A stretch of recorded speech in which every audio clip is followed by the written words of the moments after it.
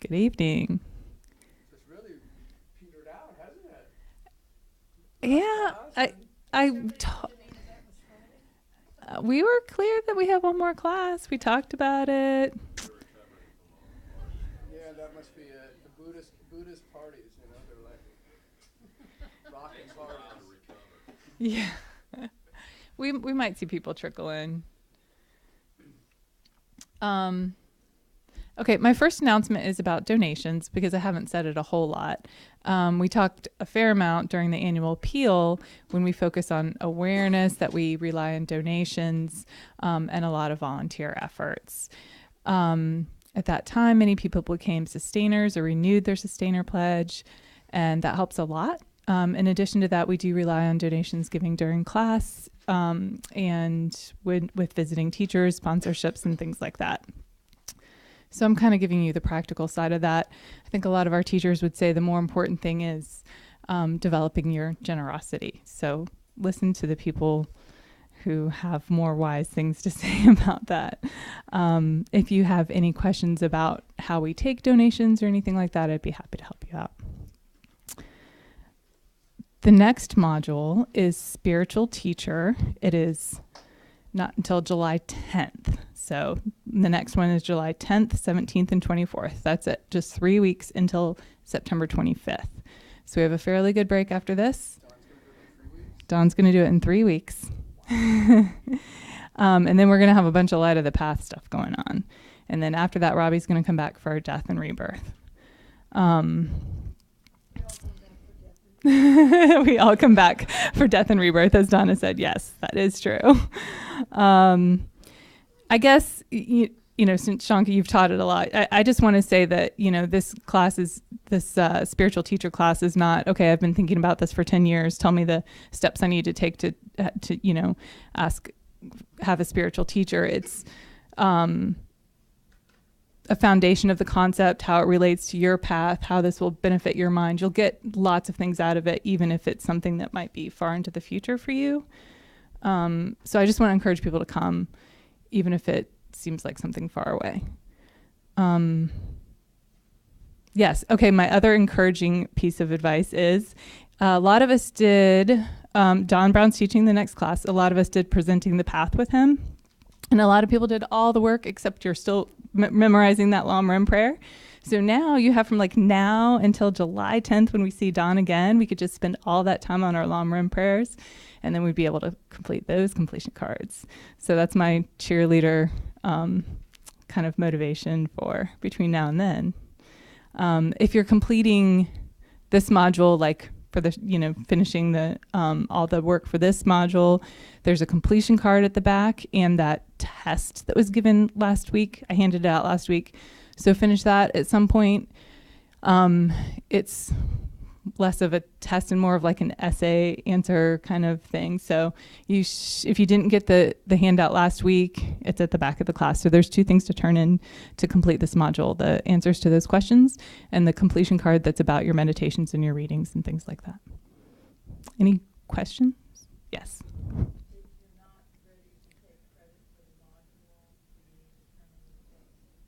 If you're not ready to take credit for the module, meaning maybe you still have some meditations or some reading or something to do, do you need to turn in the test? I would keep them together.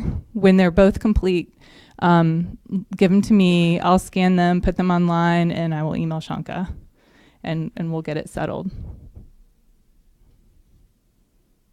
Okay, next up is Donna, our spiritual program coordinator. Thank you for not calling me director. I have to think about it to not do it. Hi, guys. This past weekend was really a great one for reminding us about about interdependent arising. Friday was Sakadawa, which is where we kind of reach all the way back to the Buddha's lifetime and celebrate the fact that he was here, he got enlightened, and he passed on and shared all of this with us. And we wouldn't be here if he hadn't come along and done that 2,500 years ago. And then, of course, on Saturday, we were celebrating the fact that Kadampa Center has been here. And once again, we wouldn't be here if Kadampa Center wasn't here. And if we hadn't had so many people come through and contribute. in one way or another. And so, of course, we want to pay that forward in every way we can, and create the cause, not only in this lifetime, but in all our lifetimes, to meet the teachings. And one way we do that at Kadampa Center is by appreciating our teachers with just a little offering of thanks. So here's for Shanka.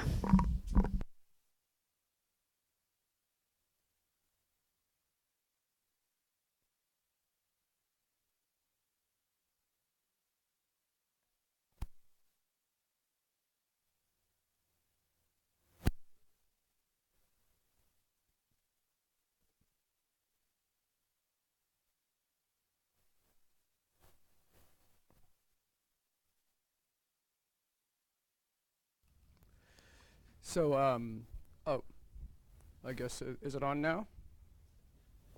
It's on in my thing. Okay. So, speaking of, death and rebirth, right? So I thought a few years ago, there was some Tom Cruise movie. I don't remember the name of the movie. I just saw it my son saw it on Netflix or Amazon or something like that, and he showed it to me again. But I was passing this movie theater and had a big poster with Tom Cruise and some really beautiful looking woman. They're both holding machine guns, and they're coming out of some fiery inferno or something like that, And it says, "Live, die, repeat." And I thought, Hollywood has discovered Buddhism, So anyway, the other thing I wanted to mention, totally unrelated, is, I don't know if you know, there's a radio show called Invisibilia on NPR. It's basically about, I haven't listened to it very much, but I think it's mainly how our minds work, but psychology and emotions and so forth and so on, right? And so, you should, I encourage you to go to the you can go to the Invisibilia podcast website, right? Just type in Invisibilia NPR and it'll come up. They had an incredible, I really mean incredible show 2 weeks ago. It's on the podcast, online, you can listen to it. About how we have emotions and how we perceive our world around us is totally wrong. Okay? So there's a psychologist at Harvard or somewhere where she's doing this research, and it's coming out now. And she wrote this book. And it's totally, in fact, she wrote the book because she heard on Invisibilia about this topic, and she said, no, that's totally wrong, so I'm going to write this book. And basically, it talks about, it's had nothing to do with today's class, but still, it talks about how, we think that we see things, then, and then emotions arise, right? But in fact, what she's saying is actually how we perceive is that, with our eyes, let's say, if I'm looking at something, my eyes just see blue and red, things like that, right? And then it gets relayed to the brain where it has a memory, it has a concept. It's created a concept from past experience as to what this thing that looks blue and red and rectangular, whatever it is, most likely is. Using the concept, it does a match. And then it says, that's what I'm seeing. So if you see a carpet, I see the blue and the red, a rectangular thing. It looks around and says, in the past I've seen a carpet, they're usually on the ground and, the rectangular, blah, blah, blah. It does a match and it says, this is what a carpet is. This is a carpet, right? And then emotions arise from it, right? I like it, I don't like it, or if it's a person, I hate that person just because he appears in front of me, right? Like sometimes you say, just seeing, he just looks like he's a whatever, so-and-so, right? We don't even know him. It's because we have some conceptual framework already built in and we just match it, right? So, and this is exactly what Buddhism says in Buddhist epistemology, right? If you study the mind and mental, anyway, mind and its function, function, those texts, that's exactly what they've been saying, and this is why what they talk about reality, how the Buddha said, how we perceive things is actually exactly opposite of how reality really is, right? So you should listen to that show. It's actually a great introduction into the Buddhist, because in Buddhism, they talk about how you have the I consciousness, right, which perceives things, but it doesn't label it, doesn't do any judgment, just sees. So the I consciousness is different from the I organ, right? So the I consciousness uses the eye organ and it perceives blue and the red and so forth and so on, right? And then in our minds, because of karmic imprints and various other reasons, we have what's called a generic image that we have created. Like, you may not have ever seen the Space Needle in Seattle, right? You may not have seen it, in person, right? But if somebody puts a picture of the Space Needle in front of you, you will know that's the Space Needle from Seattle. How? Because you have created that generic image of a Space Needle and you're matching it to it, right? So that's what Buddhism says. You take that concept, you match it. Take that, what you perceive, and you match it, right? And then once you match it, then your mental consciousness kicks in and it says, oh, I hate it, I love it, whatever it is, right? All that stuff then arises, right? It's exactly the same. It was fascinating. Anyway, so I encourage you to go check it out.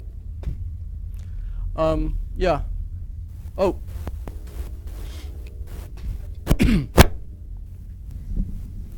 That sounds like something similar.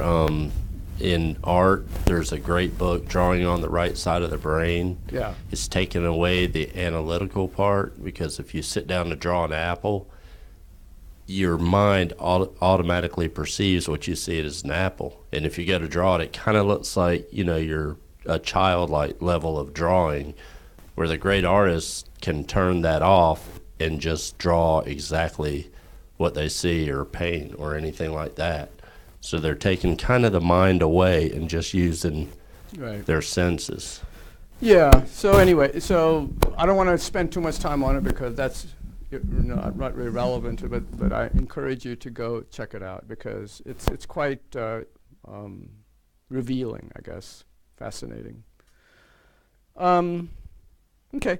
So let's just start with a short breathing meditation, just to calm our minds, and then we'll do a refuge meditation using Shakyamuni Buddha as done by Lama Zopa. So I'm going to use his words as we do the meditation. Right? So remember how to keep your posture, and you can do the 9-round breathing if you need to calm yourself down, or 3 deep breaths, as Dalai Lama says.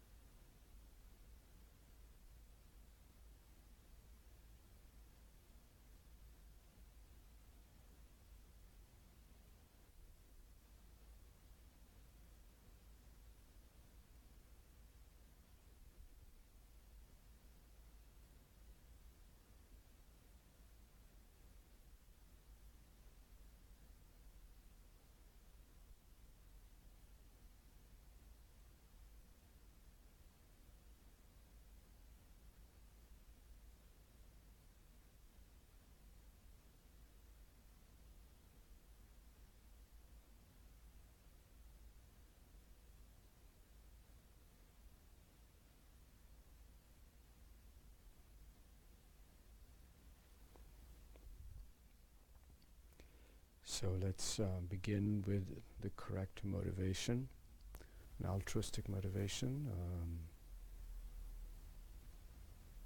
that we hope to, or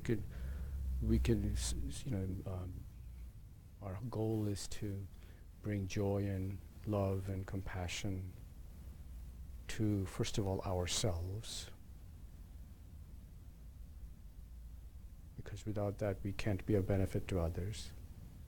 So we need to practice that with ourselves. And then, of course,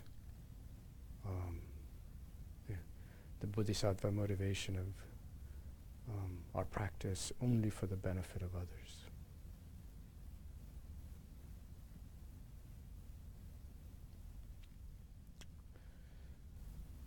At the level of my forehead, about 2 meters in front of me, is Shakyamuni Buddha. Each feature of his holy body represents an aspect of his omniscient mind, and so forth.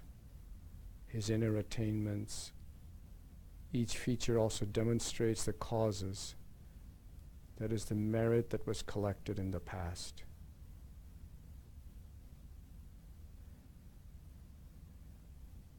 No matter how much one looks at Shakyamuni Buddha, one never feels satiated.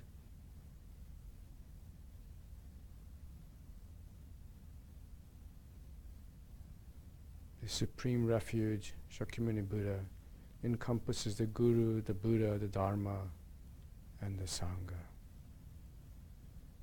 So here you can, if you remember, you can think about why they are objects of refuge, why they are worthy of being objects of refuge.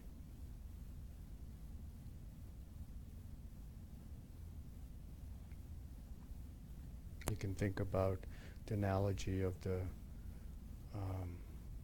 doctor and the medicine, and the patient and the nurse.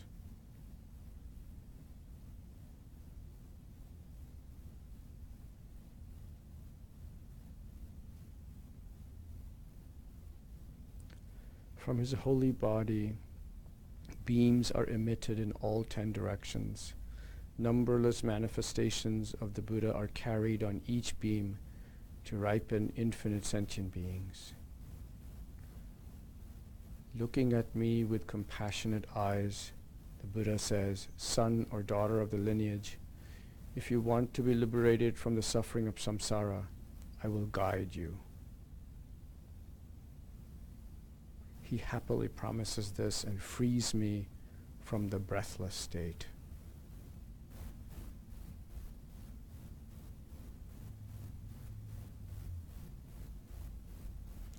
So now that we have created the visualization of the Buddha, we do the refuge meditation.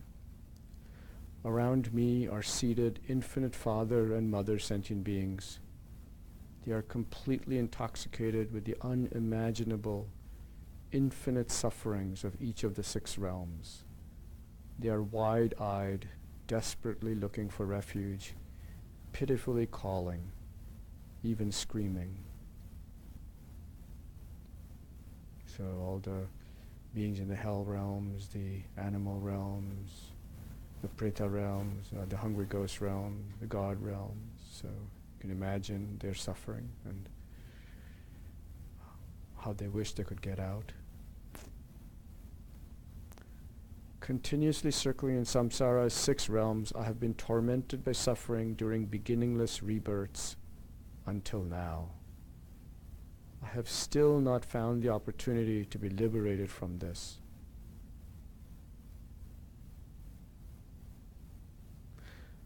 Fortunately, this time I have received a perfect human body.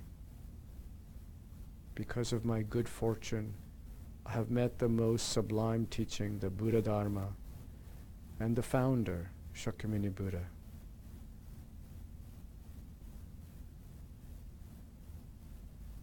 So that's truly amazing, because as we've discussed before, The Buddhas come very, very rarely. There are many, many, many, many, many eons where there's no Dharma, there's no Buddha, called the dark eons.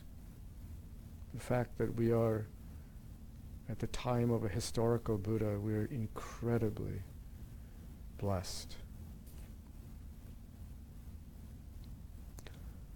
I have no certainty that I will not die today. My death could happen even today. If I should die today, I would have no freedom to choose the realm in which I would reincarnate. I could fall down the precipice into one of the realms of the evil migratory beings. That is the hell realms or the hungry ghost realm. I should think carefully about whether I would be able to bear those sufferings for even 1 second. So think about your current state, that is, or state of suffering, or what you have to go through in your current life, and what it would be like in one of the lower realms. And you can kind of put it into perspective.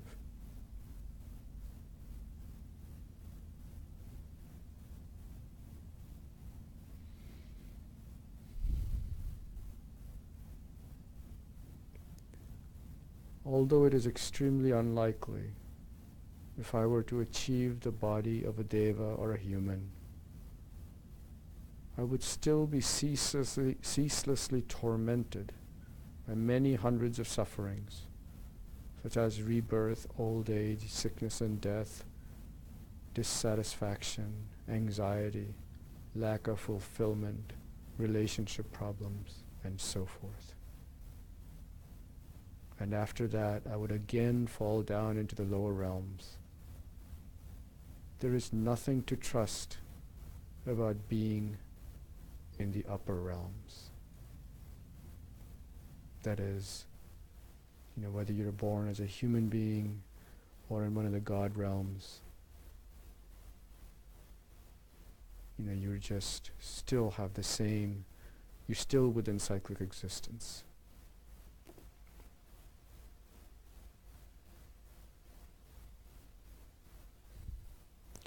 Thus, during this one time that I have obtained a perfect human body, with freedoms and richnesses, I have been guided by the sublime virtuous friend who reveals the path. And I have the wisdom to discriminate between the shortcomings of samsara and the benefits of liberation. Therefore, I should quickly achieve liberation from this terrifying samsara.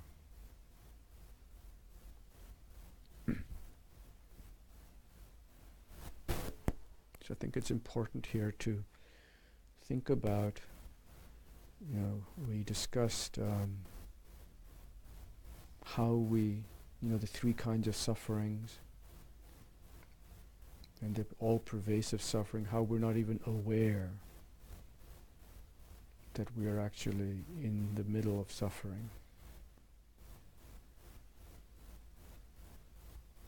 So the Buddha, we have this perfect human rebirth where we have the mental faculties, the leisure, the time. We have the Dharma that's available. And we are told how the suffering is, so we are told how we suffer.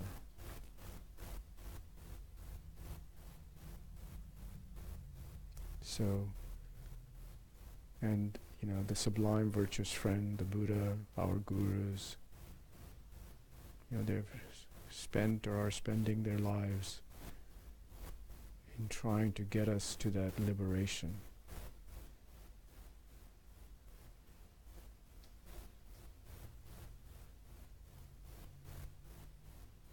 Because they have traveled the path, they know the pitfalls, they know the right road to take.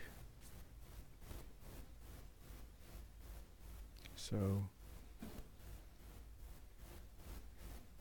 we should examine, and we should be willing to put our faith or our refuge in them.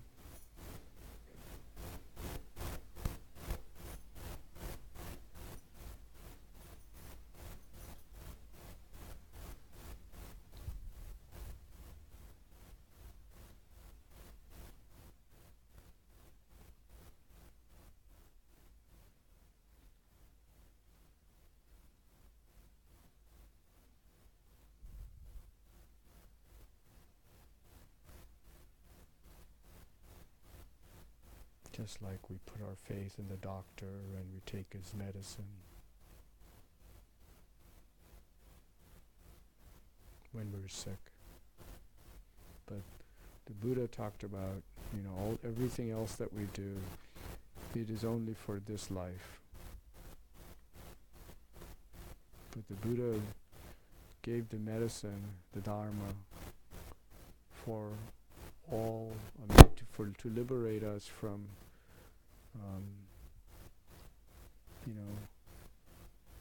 the deepest level of suffering. So we can cut the cycle of samsara at its root. So there is no greater endeavor than that. So everything else pales in comparison. All the things that we do, all the great the pride we take in all the things, all the achievements that we have, pales in comparison to making that effort to reach liberation and get out of this cycle.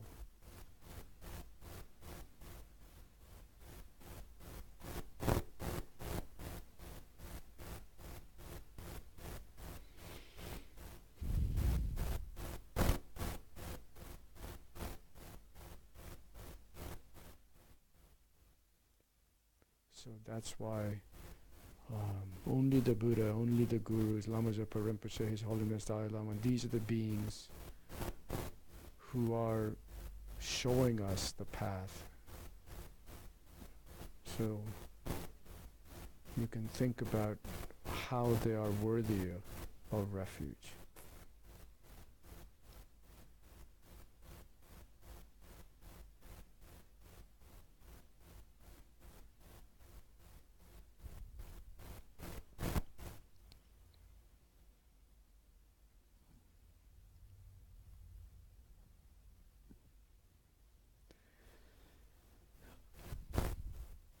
Yet to liberate only myself from samsara is not at all sufficient. This is not the meaning of my life. Numberless sentient beings, equaling the limitless sky, are wandering in the suffering states of samsara. They have all been my fathers and mothers.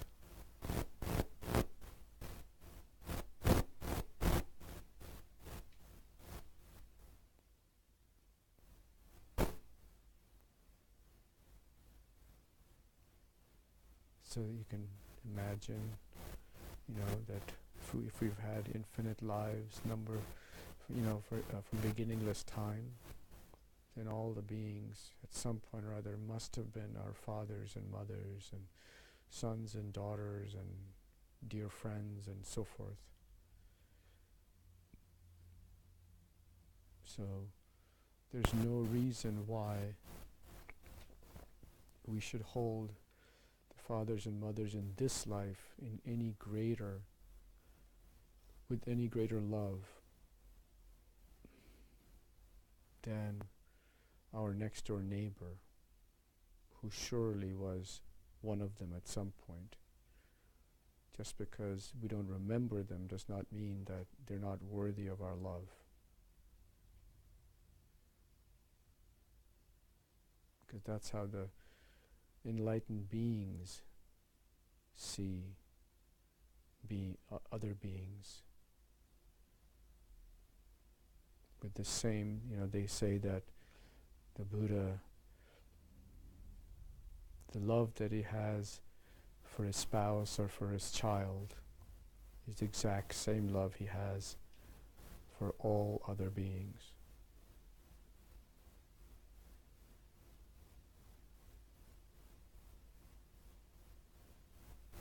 Or like the mother has for a child, really, actually.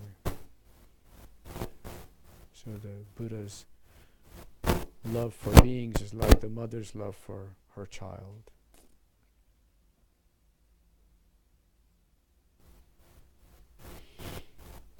So because of all these mothers and fathers around us. I must liberate them and lead them to the peerless happiness of full enlightenment. Who is the refuge and guide who liberates from the great oceans of beginningless samsara? There is no other except the three sublime ones, the Buddha, the teachings, and the spiritual community, the Sangha.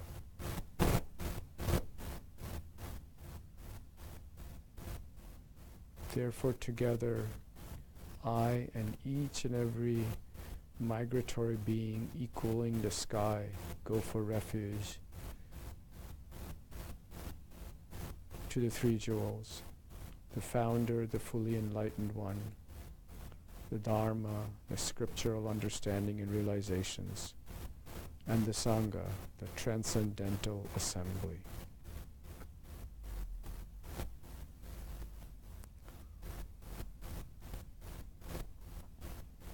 So we can say 3 times to the Guru. Basically, to the Guru I go for refuge, to the Buddha I go for refuge, to the Dharma I go for refuge, to the Sangha I go for refuge.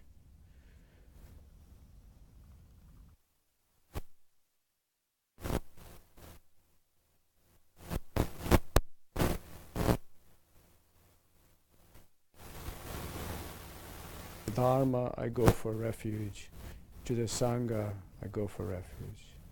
To the Guru, I go for refuge. To the Buddha, I go for refuge. To the Dharma, I go for refuge. To the Sangha, I go for refuge. To the Guru, I go for refuge. To the Buddha, I go for refuge. To the Dharma, I go for refuge. To the Sangha, I go for refuge. Each refuge recitation pleases the refuge object, Shakyamuni Buddha. So to end the meditation, actually, let's sit for a moment and imagine that the Buddha has this wonderful smile on his face. He's looking at us with his eyes of great compassion. You know, he is really happy that we are making the effort.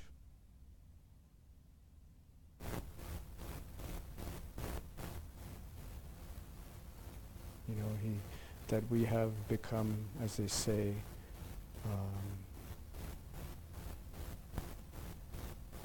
you know, the child of the conqueror. You know, so the Buddha sees us as his son or his daughter. So he's happy like that, happy like a father is when the son or daughter pleases him.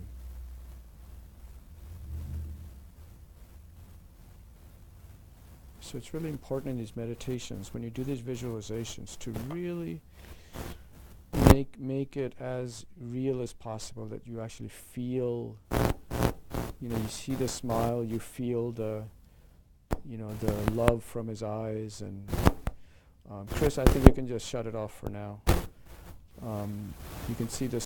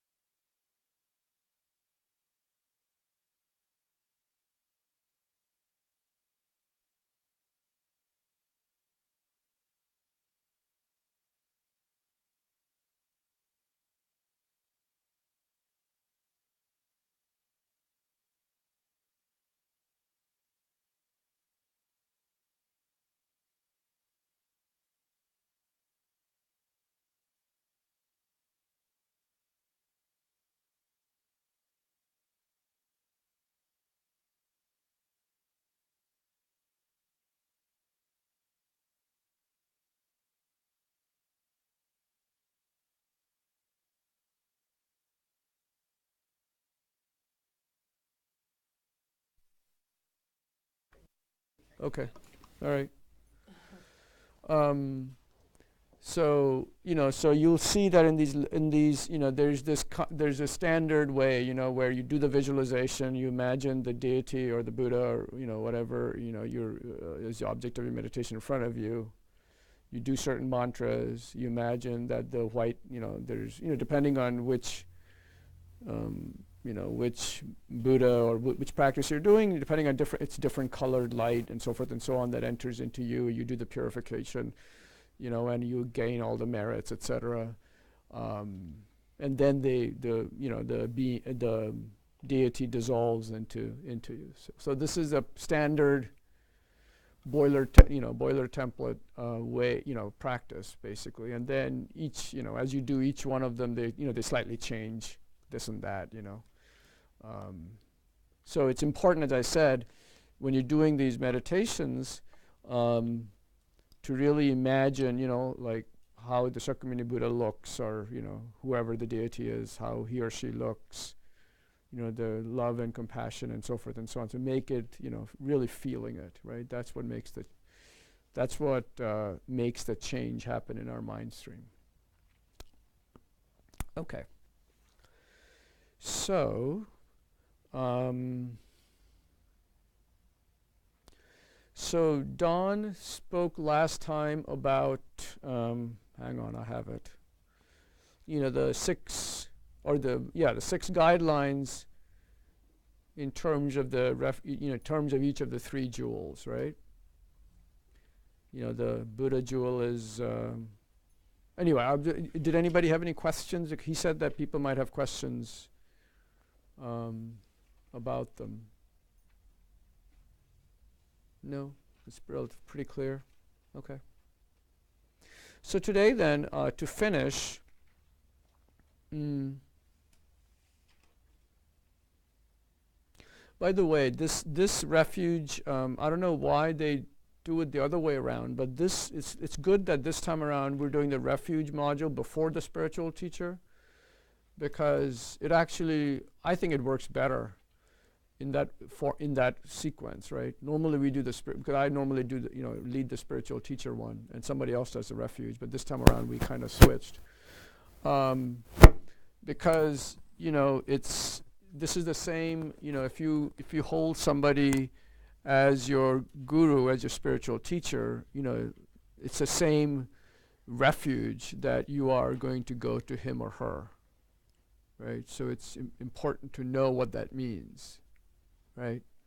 In the Lam Rim, they do the spiritual teacher first, because I think for Tibetans and Indians back then and even now, it's not having a guru is not a big deal, right? So that they started with that, right? But for Westerners, I think it makes more sense to do the refuge first and then do the spiritual teacher, But anyway, that's a different thing.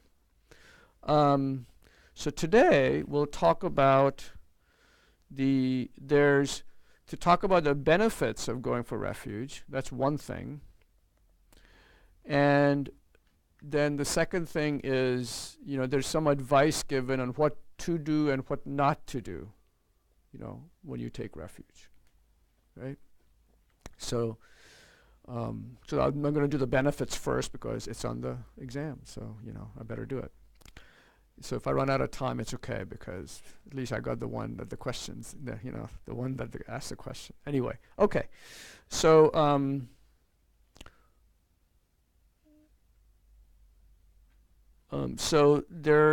I think there's 8 benefits, and it's important to understand the benefits, because you want to, again, Buddhism is a very rational tradition, right? So it kind of always, they tell you what the benefits are, they tell you what the disadvantages of not doing whatever it is, not taking refuge are, and then they tell you the qualities, of refuge and so forth and so on, and then they tell you, here's how you take a refuge, So that's how they always go, right? Same with karma, same with spiritual teacher, etc., etc. So the benefit says the first benefit is that by taking refuge, generating faith in the Buddha, Dharma, and Sangha, we become an inner being, right? So what that means is that we, we basically generate confidence and faith in ourselves that, that we can make the change, right? That we can purify the negative imprints that are in our mind stream, that we can create the merit to continue to make progress, right? That, we are the ones who have control over how, of what the future holds in a way, right? We think that we don't have control just because we have a relatively myopic view, but we actually are the ones who have control. That's what the Buddha said. Because the Buddhas or the teachers can't make it happen for us, right? The Buddhas can teach us, the Buddhas can guide us, the Buddhas can appear in front of us and tell us, here's my suggestion. But finally, at the end of the day, we're the ones who have to take the medicine, right? So if we don't take the medicine, then it's not going to happen. So like that, we are the ones in control. So that's what it kind of means as an inner being, right? So we take kind of, in a way, we're taking responsibility for our actions, and and whatever good things happen, we're also the ones responsible for it, right? And we stop thinking, and the opposite, of course, is, instead of an inner being, you could be an outer being. An outer being means that, you put faith in external things, right? New girlfriend or new car or bigger house or blah, blah, blah, right? So because, that's how we are normally, right? How we most of us are, maybe all of us are. So that's the first benefit, right, of that we become an inner being.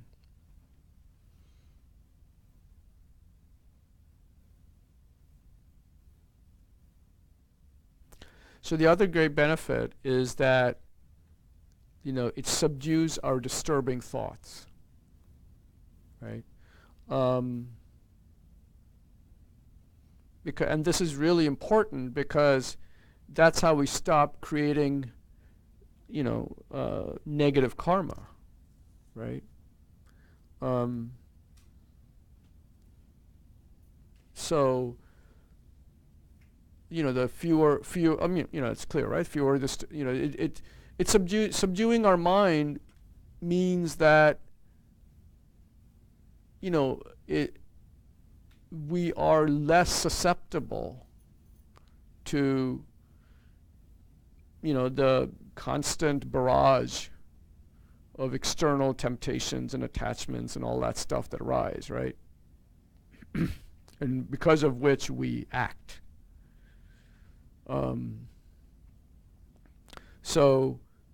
Instead, if we take vows or take refuge, they're very helpful in subduing the mind, right? Because you're always watchful. If you take vows, for example, you're very mindful about what you're doing, right? That's one of the great things about taking vows, right?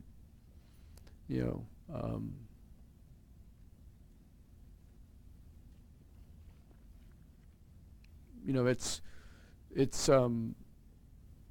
really makes you really makes you question every action,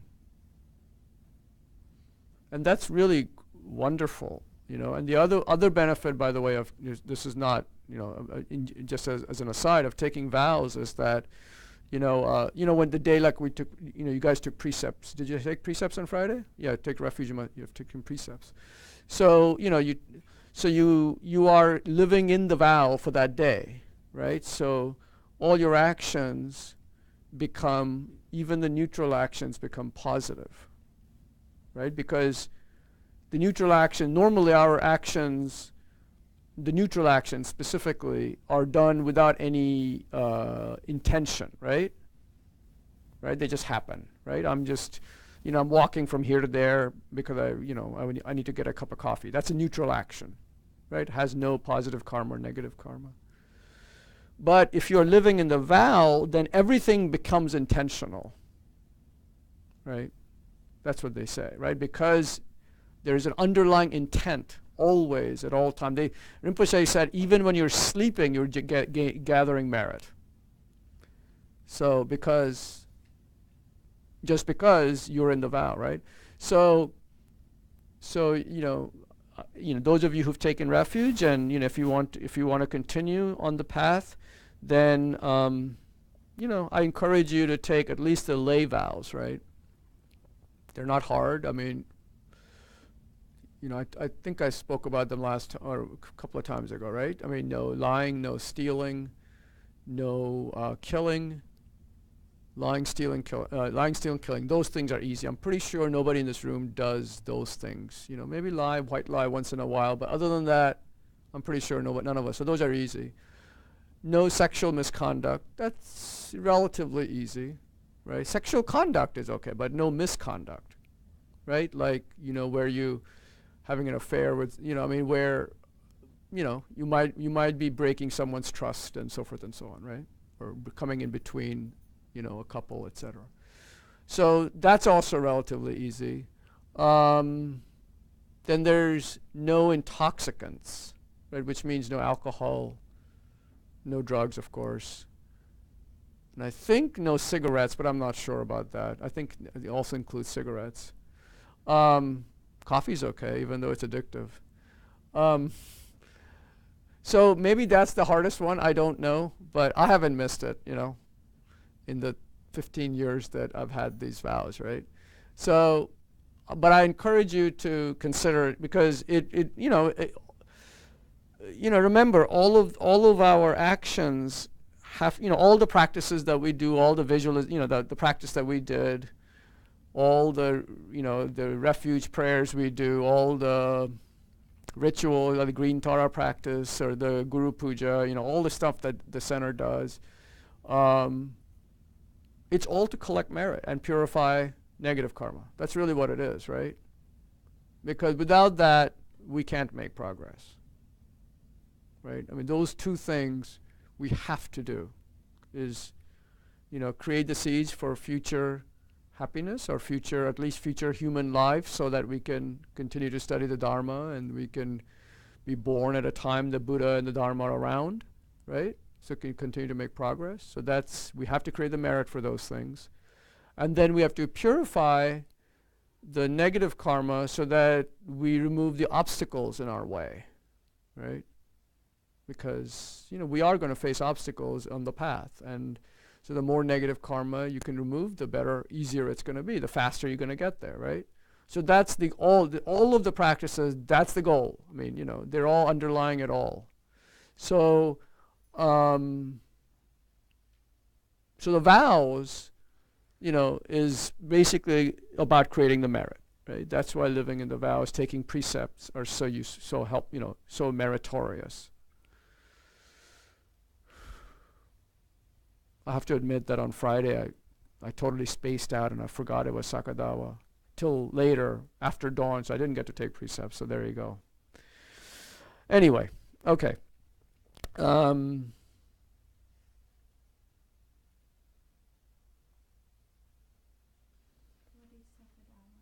Sakadawa was Friday. That's the day of, the combined day of Buddha's birth, death, and enlightenment, all in one day. So it's a very auspicious day. There's like two other days like that in the Buddhist calendar.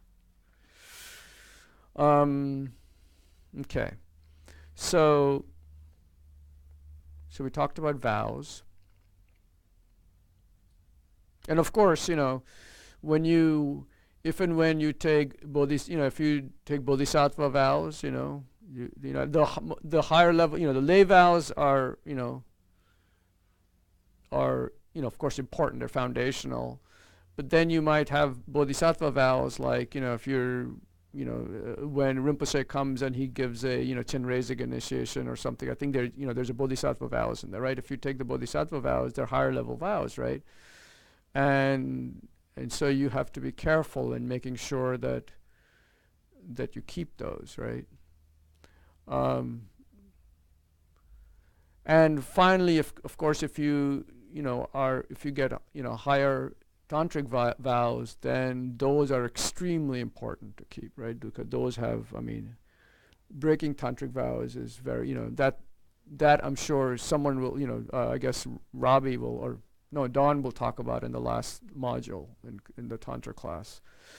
But so those vows are very, if you're getting initiations or something, you must keep those vows, whatever vows are required for that, by the teacher, by the master, and for that practice. So, but the good news is that we're all human beings, so we do break those vows. So you can purify that again and retake the vows, right? So it's not like all is lost. Okay.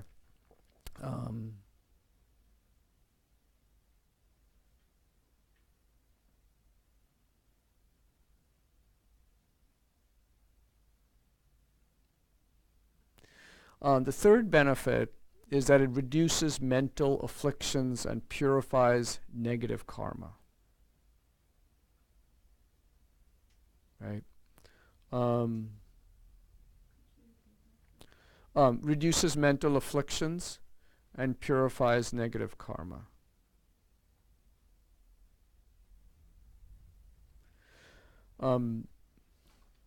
It's because, simply because we have decided to do virtuous things. We've decided that when we take refuge, that we will not follow the negative mind, right? Which is completely opposite to to our normal way of, where we mindlessly are just, doing this and, mindlessly, under attachment or aversion, we are taking all these actions, right? Without thinking about the cause and the result and so forth and so on. So, and as soon as we take refuge, the negative imprints in our minds, they begin to be purified, right? So, and the reason is that, when you take refuge, at least the way it was explained to me, was that when you take refuge, you are essentially putting yourself in the hands of the Buddhas, right? The hands of the enlightened ones, and also, if you do it with a teacher, then your teacher, right? And with that, first of all, that brings great blessings, right? The pleasing the Buddhas is, they say that, one of the greatest things one can do, and that's why you'll learn next time in the spiritual teacher module, it says that, there's 3 ways or 4 ways of pleasing your teacher, and the most important, like you can give gifts and you can spread his good name and so forth and so on, but the most important one for a qualified teacher is that, you practice his instruction, you put his instructions into practice, right? Because that pleases the teacher, right? That's the best way one can give a gift to a teacher, I guess. That's what. So pleasing your teacher, pleasing the Buddhas, and you'll learn next time in the next module why the teacher is equivalent to a guru. But anyway, that a teacher is equivalent to the Buddhas. But so pleasing the Buddhas and the gurus is extremely meritorious, right? Because we gain their blessings, and the blessings are another way of increasing our merit, purifying our obstacles, purifying a negative karma, and also makes us more humble. That's what I think from a more practical level, right? It just, putting yourself in the hands of a guru or the Buddhas, makes you more humble, right? That, we don't know everything. What you're saying is, I don't know everything. Please help me, right? So, because we tend to think we know everything, right? I mean,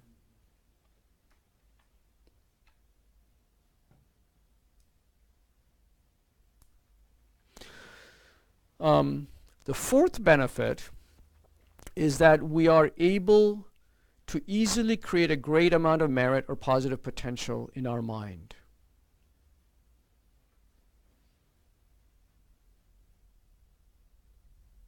So the previous one was where we could, we could purify negative karma. This one is about taking refuge, also creates great amount of merit, right?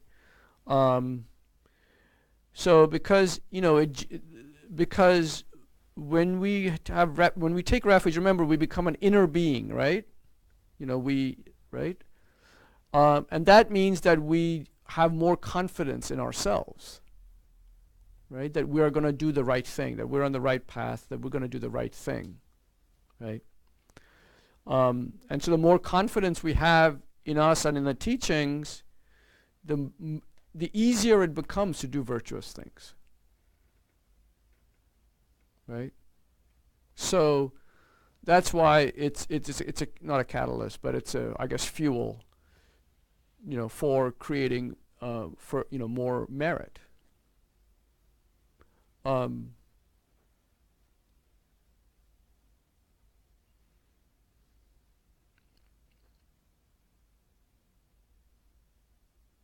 Yeah, that's pretty much all I have really about that. It's pretty obvious, I think.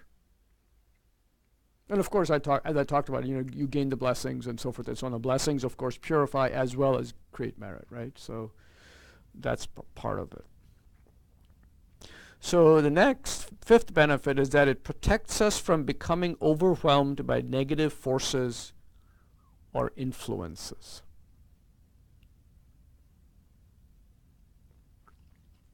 So, protects us from being overwhelmed by negative forces or influences. What does that mean? So, so when we take refuge, and we have veneration for the teachings, and and we study the teachings, we understand cause and effect, right?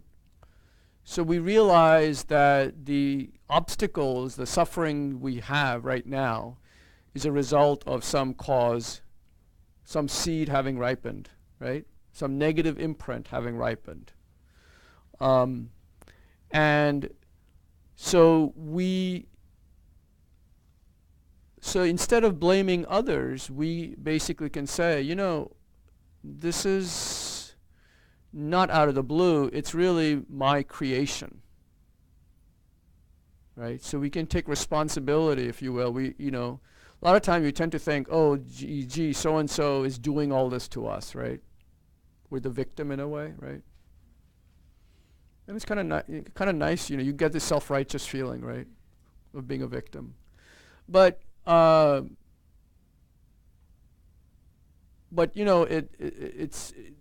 doesn't help the suffering. It doesn't help it go away, right? But if we have, and this is difficult to generate. I mean, I certainly haven't yet.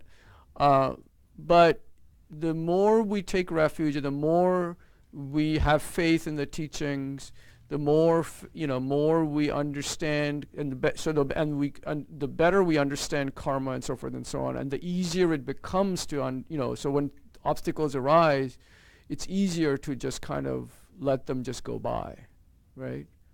Without being too affected by them, right? Because you can say, well, this is life. I mean, that's what why would I expect it to be different, right?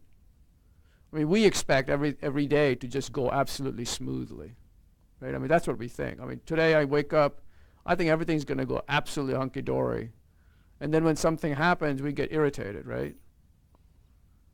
I mean, I don't know why we have that expectation. I mean, we should have learned by now, right? But if you have the understanding of the karmic cause and effect, then you kind of say, well, okay, it's another negative imprint coming up. It makes it easier to kind of get past those obstacles.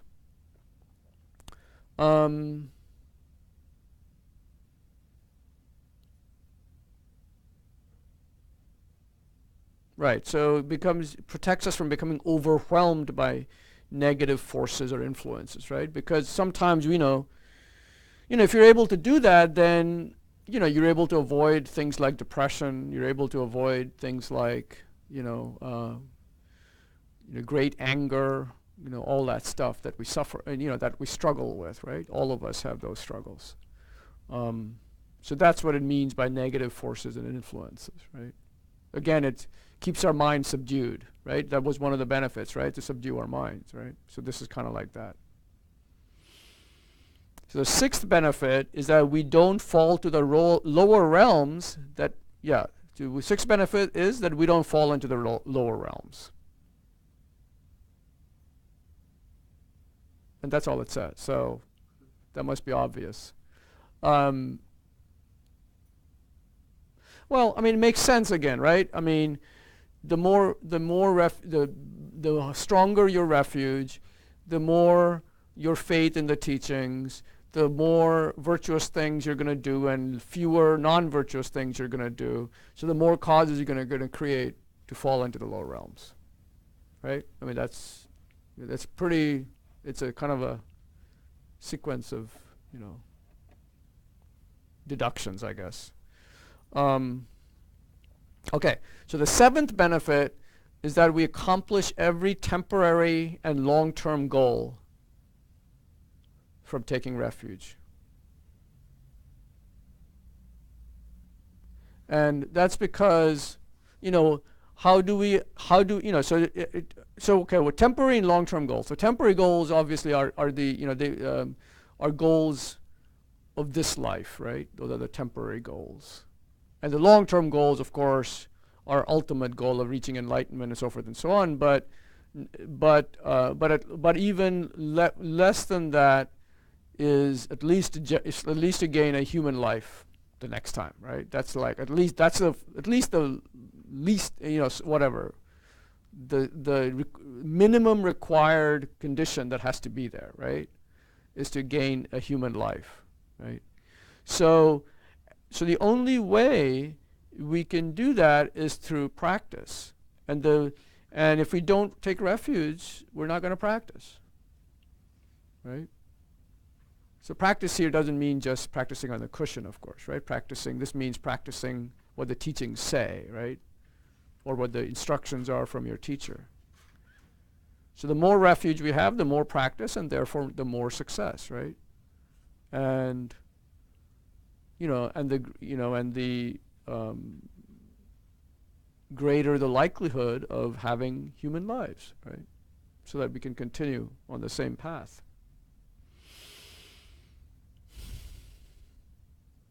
And the final benefit, we quickly realize enlightenment. That's basically the byproduct of the other seven, right? So, the more we practice, the sooner we get to enlightenment, right? And of course, enlightenment here it doesn't mean just enlightenment for ourselves, right? This enlightenment means enlightenment that includes all others, right? The ultimate compassion. So, those are the 8 benefits of taking refuge. And it's important, actually, if you're taking refuge, to meditate on those 8 benefits. And I think there's somebody showed me, right? There's a meditation already in the syllabus, or in the... Not Dawn. It was... Yeah. Oh, is it a handout from Dawn? Okay. All right. Very good. So those are the 8 benefits, right, of taking refuge. So it's important to really understand those, right? So, if you are doing a Lamrim retreat, right, and you're in the refuge section, so you spend a long time thinking about those 8 benefits, because you have to convince yourself, that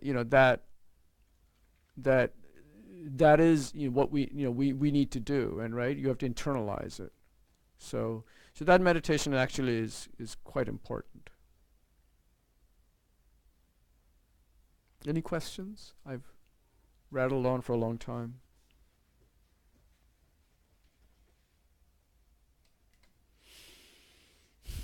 So what is the difference between the benefits of taking refuge and taking vows? Or is it, I thought the vows was more quickly achieve realizations, Well, I mean, which is kind of the last thing on this list. right. So, well, I mean, so in some ways they have a lot of overlap, right? The vows are mainly to purify obstacles and create positive merit, right? That's basically what the vows are about, right? So that you refrain from non-virtuous actions and you perform, actually it's mainly refraining from non-virtuous actions, right?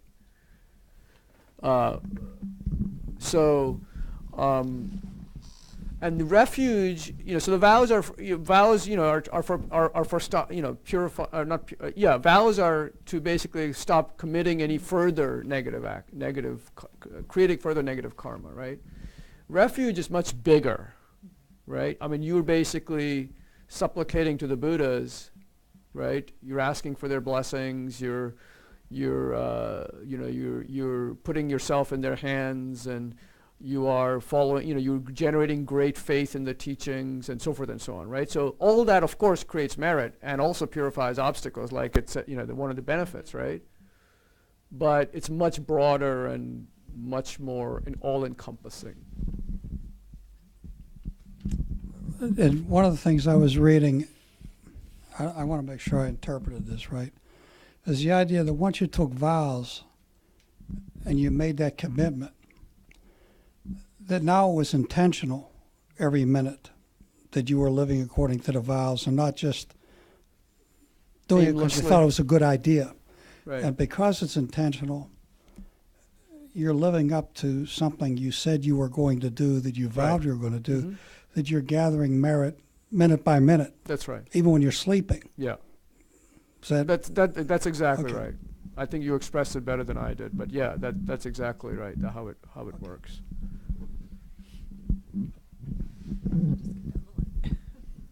I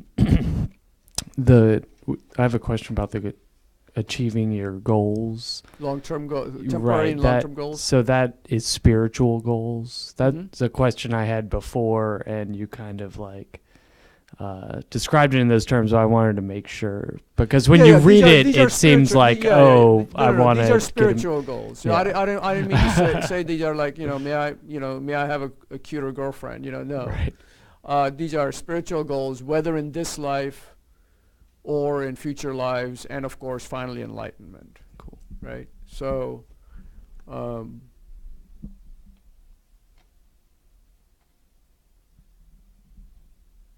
yeah. That's all I was going to say.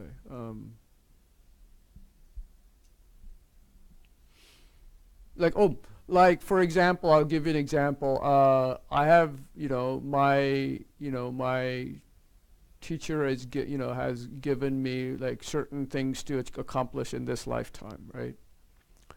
So I went to, like a few years ago, Geshe-la's teacher, Khenpo Rinpoche, right? He was here. And I went up, I went up to him and I asked him, like, I have these, I told him the goals. And I said, what can I do to be able to attain those goals, right? And he said that whenever you're doing anything, offer it to the Buddhas, right? Like especially like food offering and so forth and so on. Those are easy to do, right? So, and how is this related to refuge? It's because that only works if you have refuge, right? So, so that's how kind of refuge helps with your, those are spiritual goals in this lifetime, right? That I have. And of course I have some, hopefully, they're going to lead to spiritual goals in future lifetimes, right? But at least this lifetime, he said, here's what you do, right? And of course that requires refuge. Probably a stronger refuge than I have, unfortunately. Yeah, anyway. Any other questions on benefits? Okay. I only have 15 minutes, so I'll fly through. The only other thing I wanted to talk about.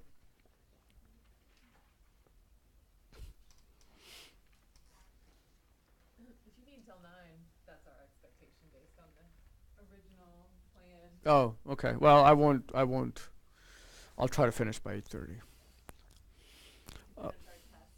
Hmm? People that want to work on their test for a minute. So there are there's 6 kind of advice, 6 pieces of advice that they give when you take refuge, after you've taken refuge, right? So it says, the first one, it says, always remember the qualities of the 3 jewels, right? So you can, it's the quality of the Buddha, the quality of the Buddha's body and mind, and that we talked about, the qualities of the Dharma, why they're worthy of refuge, the qualities of the Sangha, so forth and so on, right? So it's important to kind of, the advice is to think about them at least daily, like when you doing your practice in the morning or in the evening or whatever, pick a time, and you just kind of do it, just to think about them, right? Because it kind of strengthens, kind of reminds you, for one thing, right, what those are and why it's, why you're doing this, right? So that's one thing. It says take refuge 3 times in the morning and 3 times at night, right? So that's kind of just standard operating procedure anyway. You do, that you bookend your practice. You do a practice in the morning and you do your purification at night. Those are kind of the 2 bookends of the day. And so you can do it during those times. Whenever you eat or drink something, first offer it to the Triple Gem. Right? So this has, great benefit. Because, not only are you, thinking about them, and I'll tell you a little bit about, there's a visualization, but not only are you thinking about them and, and strengthening your refuge, but also you are, it's a very meritorious act, right, to make an offering to the Buddhas, right? And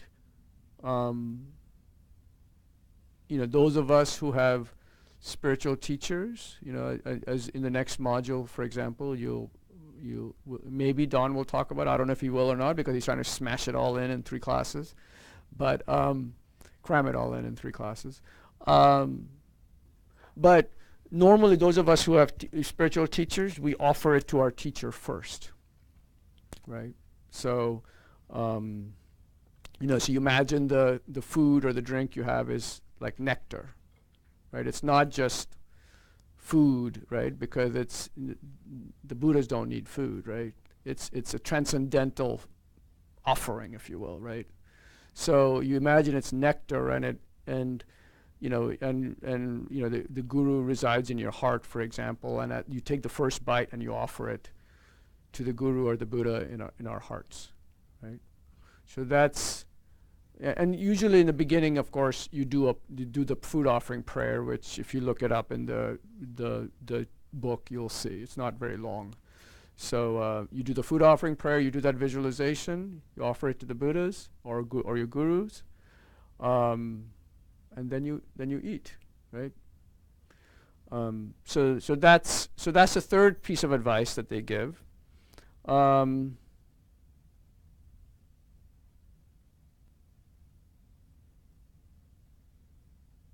Always rely on the Triple Gem.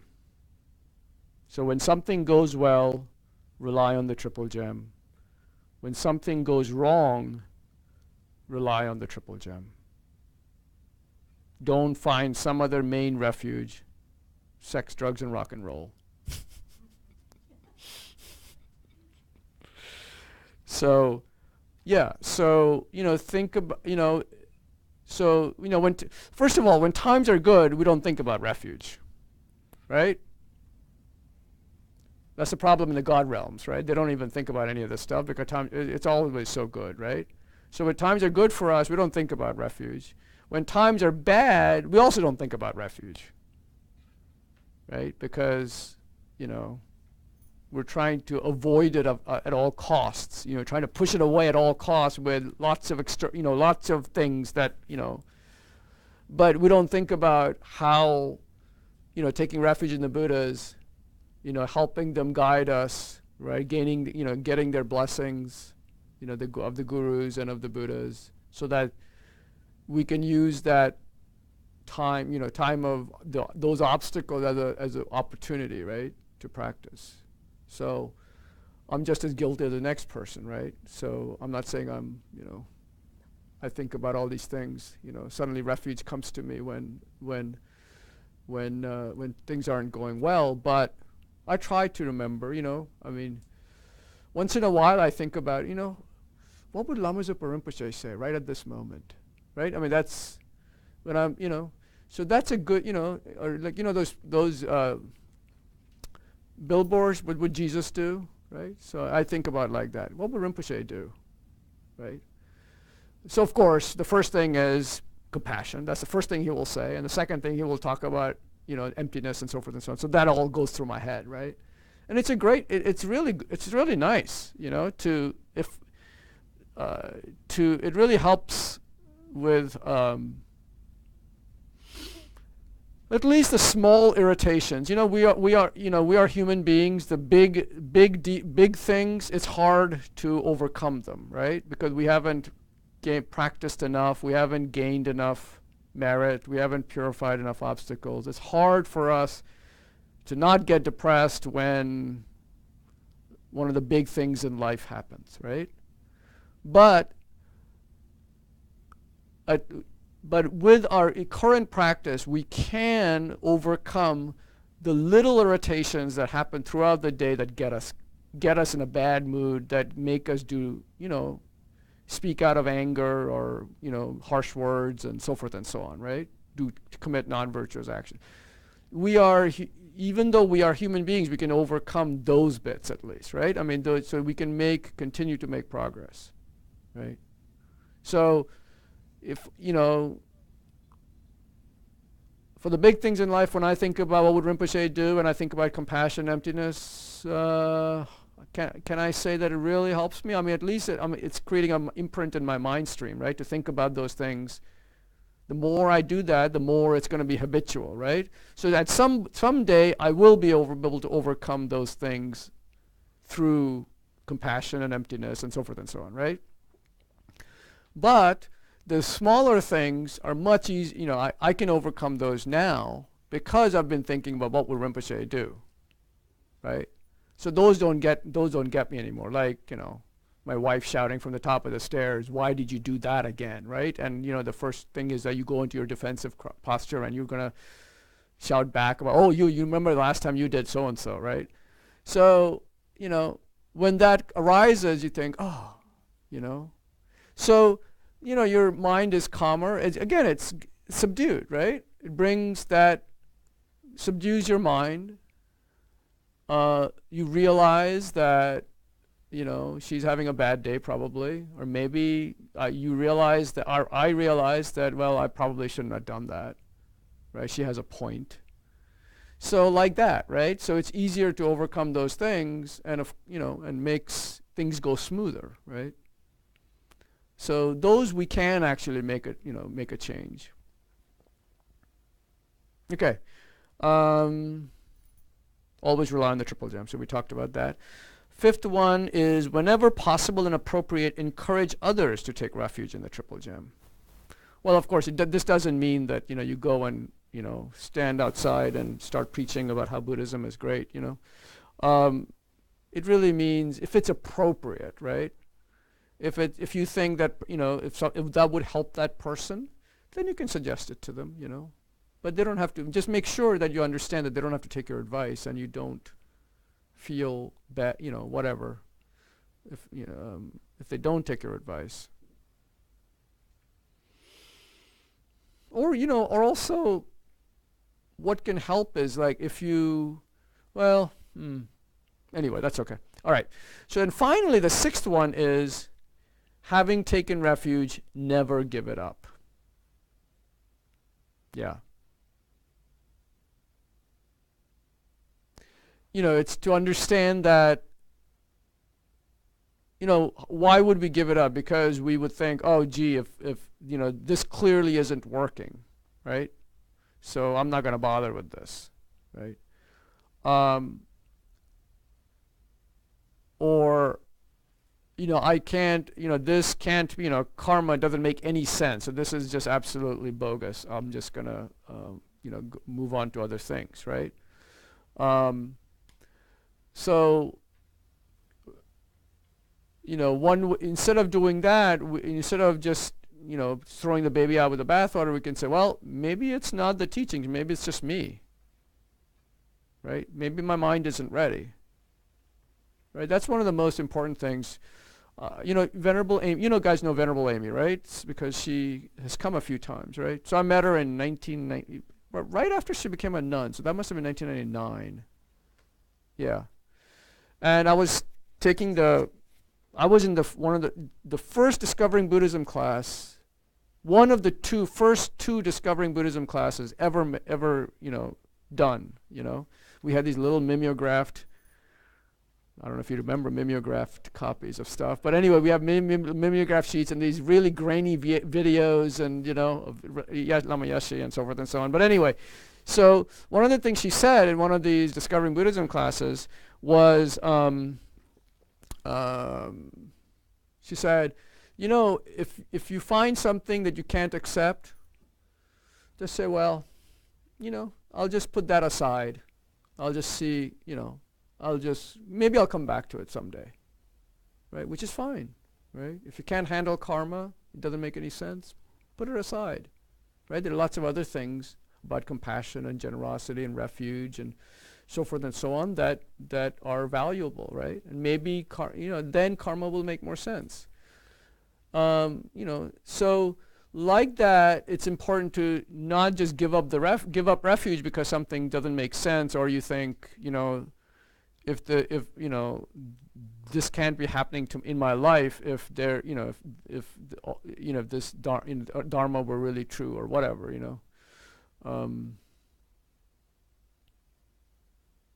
Yeah. Does that make sense? Yeah. Okay.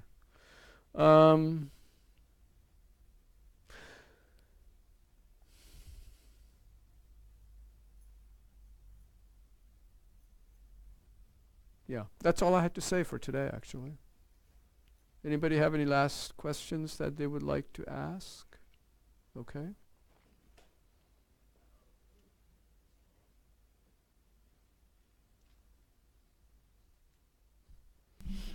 You said when you take refuge in your vows, your actions are greater, the merit you create is greater. What about your negative actions? Like, if you stole something without refuge or vows, it's also greater. Okay, right, so it's a double-edged sword. Yeah, well, absolutely. You're breaking your vow, right? Yeah. So, yeah, so that's not good. But again, as I said, all is not lost, because you can do certain practices to purify having broken your vow and retake your vows, right? So you can get past that, right? And and all this works because of emptiness, right? Because there is no such thing. There is no such inherent sin, if you will, right? So because of that, because of the non-inherentness, it's empty of inherent existence, so it can be transformed, right? Through purification. That's why purification works. Anyway, that's a deeper topic. Yeah.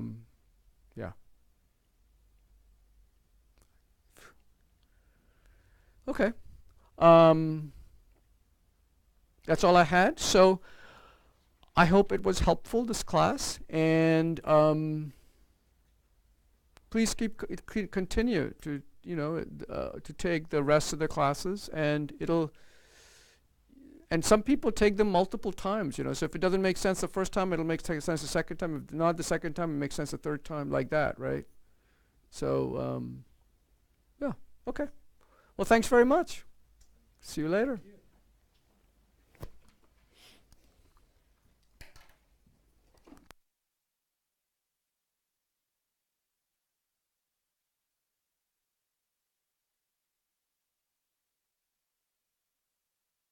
Okay, page 36. We'll do the dedication prayers and the long life prayer for His Holiness and Lama Zopa. Okay. Due to the, sorry, everybody have page 36? Due to the merits of these virtuous actions, may I quickly attain the state of a Guru Buddha and lead all living beings without exception into that enlightened state. May the supreme jewel bodhicitta that has not arisen arise and grow, and may that which has arisen not diminish but increase more and more. In the land encircled by snow mountains, you are the source of all happiness and good, all-powerful Chenrezig Tenzin Gatso. Please remain until samsara ends. You who uphold the subduer's moral way, who serve as the bountiful bearer of all, sustaining, preserving, and spreading Manjunath's victorious doctrine, who masterfully accomplished the magnificent prayers honoring the three jewels, Savior of myself and others, your disciples, please, please live long.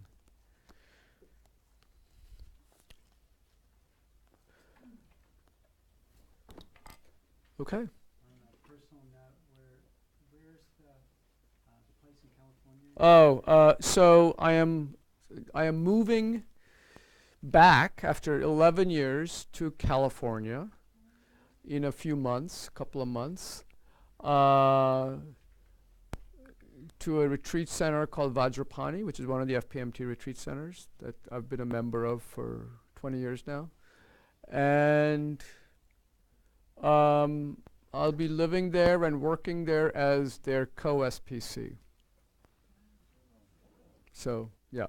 So I will still be in the family. I'm not disappearing. And someday I'll be back. I just don't know when. We will be back, my wife and I. So au revoir for now. Sorry? Absolutely. I mean, there are amazing, so they have a Geshe-la, I requested and Geshe-la accepted 1 year, every year around Thanksgiving, right after or right before Thanksgiving, I can't remember which, they have what's called Kopan West. Right, Kopan Monastery where all this started, right? Lama Yeshe and Lama Zopa used to teach Kopan Monastery in Nepal. So they have a 10-day or maybe a week or 10-day retreat every year on the Lamrim, right? Called Kopan West. And so Geshe-la taught there 1 year, I'm sure he'll be back because I asked him and he said he would like to come back. So that's a wonderful retreat, if you're if you want to do that, right? And there are lots of others. You can go to their website, but because it was the first FPMT center in North America, and that's Lama Yeshe started the center, and so it has an amazing energy to it. I mean, it's not like any other center that I've been to. So it's in the redwood forest, and it's hard to get to, but once you get there, it's wonderful. It's borders, state land that you can go up to the top of the mountain. It's a long hike, but you can get to the top of the mountain and you can see the ocean and the Monterey Bay on a nice sunny day. So there's a they have a lot of land, and so it's very well. They have a lot of land, but most of it is canyons, so you can't really build much. That's the problem. Anyway. See you soon. All right.